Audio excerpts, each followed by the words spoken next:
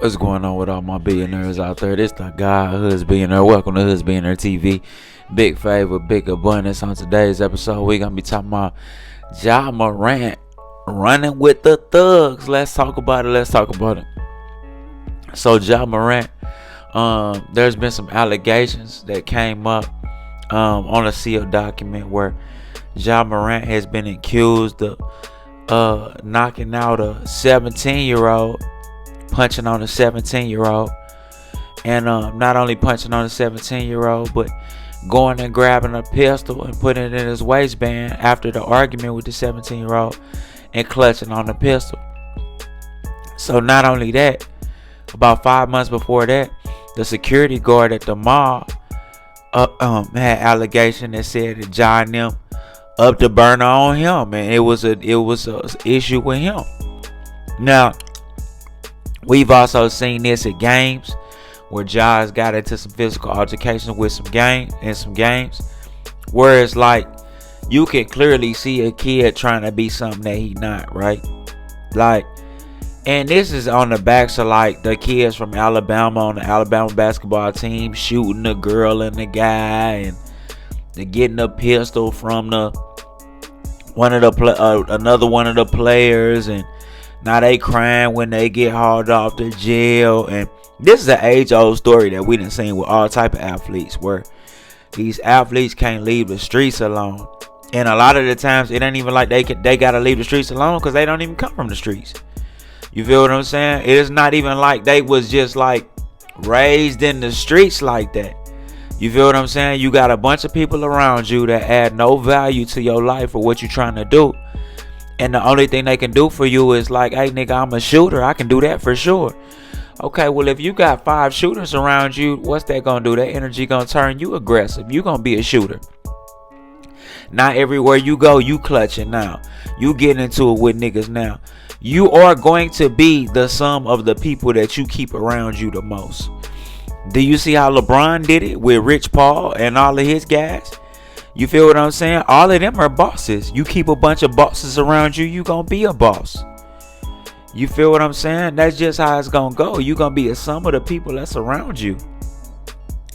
You gotta cut off any of that, man. Anything that don't align with your purpose, you gotta cut it off.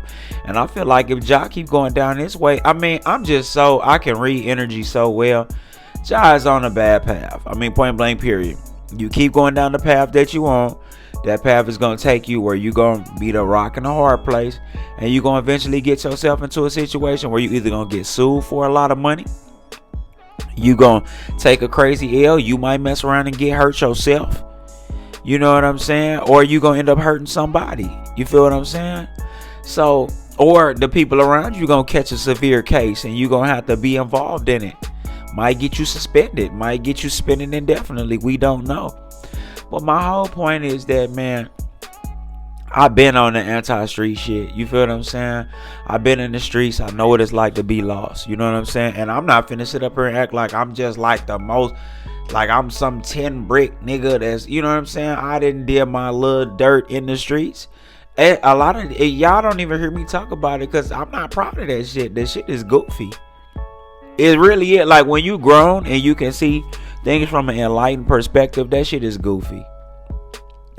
That shit is goofy. That way of life and that behavior is not a conducive behavior to being a grown man.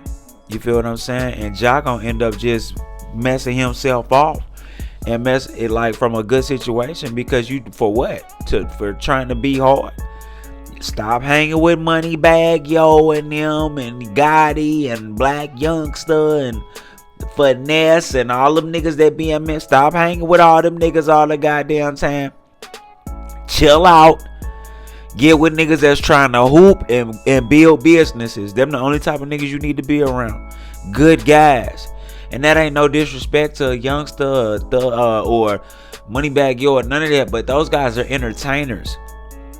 Their life is going to be completely different than yours. Your life is structured and based around your physical talents and your mental talents. Okay? You have practice. You have to eat a certain way. You have to sleep a certain amount of time. You have to, everything around you is structured. Everything around them not structured. They don't have to eat a certain way. They don't have to drink a certain. They don't have to do nothing. They do whatever. They have obligations, but they're nowhere near yours. There's two opposite ends of the spectrum. Get around people that are like-minded before you end up in a bad place. This the guy who is being her big favor, big abundance. Don't forget to like, share, subscribe. Like, share, subscribe. This the guy who is being her big favor, big abundance. I'm gone. And just to double touch on this go back to show you about what I was saying with the Michael B. Jordan situation. Niggas don't want to be Michael B. Jordan. They want to be goddamn, you know what I'm saying? You want to be Tupac. And we love Tupac. I don't even want to use him as a good example, but you see where they ended up getting them in the long run. You know what I'm saying? Gang banging, all that. Where did that end up getting them? And we love Pop. You know what I'm saying? Where you could be a $100 million nigga like Michael B. Jordan and treat your woman, your lady right, and be a God-fearing man, be disciplined. That to me, that's gangster. But to each his own, man. Y'all let me know what y'all think in the comments, man. I'm gone.